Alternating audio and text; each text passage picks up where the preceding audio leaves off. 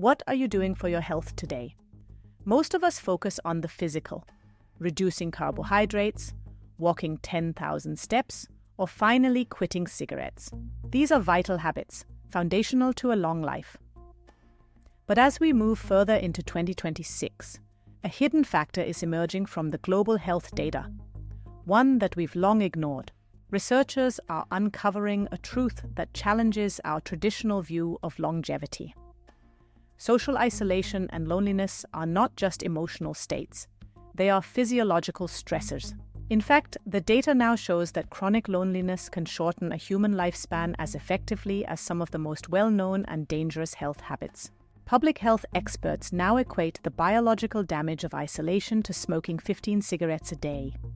It is more dangerous than obesity and more persistent than inactivity. Why does a lack of human connection trigger such a profound biological breakdown? Why does the mind have the power to stop the heart? Today, we dive into the latest meta-analyses and forensic medical data to understand why loneliness is a quiet poison, and more importantly, how we can survive it. This is an investigation into the biology of belonging. We will examine the numbers, the mechanisms, and the new medical field of social prescribing. Welcome to a new understanding of health. Let us begin with the overwhelming scale of the epidemiology of isolation in the 21st century. In 2025, a landmark meta-analysis synthesized data from over 500,000 individuals across 4 decades. The scale of this research provides undeniable statistical power. The findings were stark. Individuals who reported chronic social isolation faced a 30% increase in all-cause mortality. This wasn't limited to the elderly. The trend was visible across every adult age demographic. The findings were stark. Individuals who reported chronic social isolation faced a 30% increase in all-cause mortality. This wasn't limited to the elderly. The trend was visible across every adult age demographic. It's important to distinguish between feeling lonely and being isolated. While subjective loneliness is painful, objective isolation, having no one to call in an emergency, carries the heaviest biological toll. Specifically, the risk of developing coronary heart disease rises by 29%, while the risk of stroke increases by 32% for the isolated. Beyond the human cost, the economic impact is staggering. Social isolation accounts for billions in additional healthcare spending due to preventable cardiovascular events.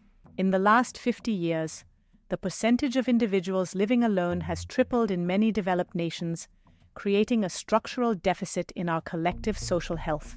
Urbanization has paradoxically increased isolation. We live closer together than ever before, yet our meaningful social interactions have decreased in both quality and frequency. This lonely crowd phenomenon means that physical proximity does not equate to biological safety. Our bodies know when we are truly disconnected from the group. Every missed connection, every year of isolation adds up. It is a slow accumulation of biological strain that eventually manifests as physical disease. To treat this, we must first accept it as an epidemic, one that requires more than just emotional support. It requires a clinical intervention at the social level. Nations like the UK and Japan have already appointed ministers of loneliness, recognizing that social health is a pillar of national security and public stability. But why is the body so sensitive to the social fabric? To find out, we must look inside the brain and the immune system at the cellular level. We are transitioning from the scale of the population to the scale of the molecule. The mechanism of loneliness is both ancient and devastatingly modern. Our biology is essentially unchanged from our hunter-gatherer ancestors. For them, being separated from the group was a death sentence. Predators were always near. When the brain senses social disconnection, it enters hyperarousal mode. It is an ancient survival alarm, signaling that the individual is no longer protected by the group. This alarm floods the body with cortisol. Chronic high cortisol is like a corrosive acid in the bloodstream, damaging the lining of the arteries over many years. But the most damaging effect is chronic inflammation. The brain tells the immune system to prepare for potential wounds, leading to a constant state of inflammation. Loneliness actually changes our genetic expression. It upregulates genes that promote inflammation, while down-regulating those that fight off viral infections. New research also points to the gut-brain axis. Loneliness can alter the microbiome, further increasing systemic inflammation and impacting overall metabolic health. This chronic siege leads to a 50% increase in the risk of dementia.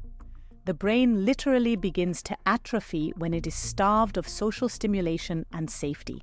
Sleep architecture is also disrupted. Lonely individuals experience more micro-awakenings as the hyper-aroused brain stays alert for threats during the night. The heart bears the brunt of this. High blood pressure and chronic inflammation accelerate arteriosclerosis, leading to the myocardial infarctions seen in the data. The body becomes burnt out from the inside. Loneliness is a relentless physiological stressor that never truly turns off as long as the isolation persists. In contrast, the feeling of belonging triggers the release of oxytocin, which acts as a natural buffer, lowering cortisol and calming the inflammatory response. We are biologically wired to be together. When we defy that wiring, our bodies pay the price in a slow, measurable clinical decline that ends in premature death. The feeling of loneliness is not just an emotion. It is an alarm from your brain saying, your life is in danger. And the alarm is sounding for millions of us. Now that we understand the biological siege, we must examine the social structures that have allowed this quiet poison to spread through our modern world. Why, in an age of hyperconnectivity, are we more isolated than ever before? This is the paradox of the 21st century. We live in an age of unprecedented digital efficiency. We can message anyone, anywhere, instantly. But digital efficiency is not the same as biological connection. Our primitive brains crave the physical presence, the subtle cues, and the nourishment of love that can only be found in real-world, high-quality social interactions. Sociologists speak of the loss of third places, the neutral grounds like cafes, libraries, and parks where community is forged. These places are disappearing. Our cities are designed for productivity and transit, not for connection. We pass thousands of strangers daily, yet our brains remain in the hyper-arousal of isolation. The drive for efficiency has automated our social interactions. We use self-checkouts, remote work, and delivery apps, removing the small daily weak ties that keep us connected. Research shows that while our total screen time has exploded, our time spent in meaningful, in-person social activity has been in a steady decline for over 3 decades. Loneliness is the gap between the connection we desire and the connection we actually have. In our modern world, that gap is widening into a biological chasm. We have also seen a breakdown in intergenerational living. We segregate the elderly in facilities and the young in digital silos, losing the wisdom and stability of mixed ages. Our social capital, the value of our networks, is depleting. This depletion is a leading indicator of declining public health and increasing individual mortality risk. The isolation trap is structural. It is built into how we work, live, and communicate. Breaking out of it requires more than just willpower. It requires a new medical strategy. We must relearn how to prioritize connection as a life-saving necessity. We must medicalize our social lives to survive this modern, quiet poison. How do we bridge the gap? The answer lies in a revolutionary new field of medicine that prescribes community as a treatment for the heart and mind. Welcome to Chapter 4. We will explore the actionable strategies and global models that are transforming isolation into integration and saving lives. The transition from the biological siege to true preventive medicine begins with a single prescription. A prescription for connection. This is changing. In 2026, The practice of social prescribing is becoming a standard of care. Doctors are no longer just prescribing pills. They are prescribing participation in community and shared purpose. Instead of just managing high blood pressure with pills, doctors are prescribing participation in choirs, gardening clubs, and peer-to-peer support networks. The UK's model has shown that for every £1 invested in social prescribing, the return in healthcare savings is nearly triple, due to reduced hospital visits and improved recovery. Intergenerational living projects are also showing success. By pairing students with elderly residents, both groups see significant drops in cortisol and reported loneliness. On an individual level, the actions are small but powerful. Re-engaging with weak ties, the casual acquaintances in our lives, provides essential biological safety signals. The heart literally heals when it feels secure in its place within the world. Connection lowers systemic inflammation and stabilizes our internal biological rhythms. We must update our definition of health. It is not simply the absence of disease, but the presence of secure, meaningful connections with our fellow human beings. Treat your social health with the same medical urgency you treat your physical heart. It is the first step toward a healthy, integrated, and long future. The heart literally heals when it feels secure in its place within the world. Connection lowers systemic inflammation and stabilizes our internal biological rhythms.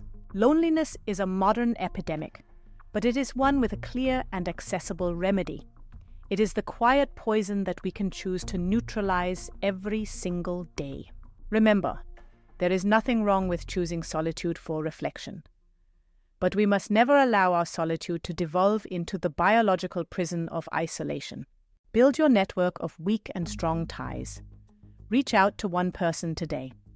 A simple message or a brief hello is more than just polite. It is a medical intervention. Respond to your body's plea for connection.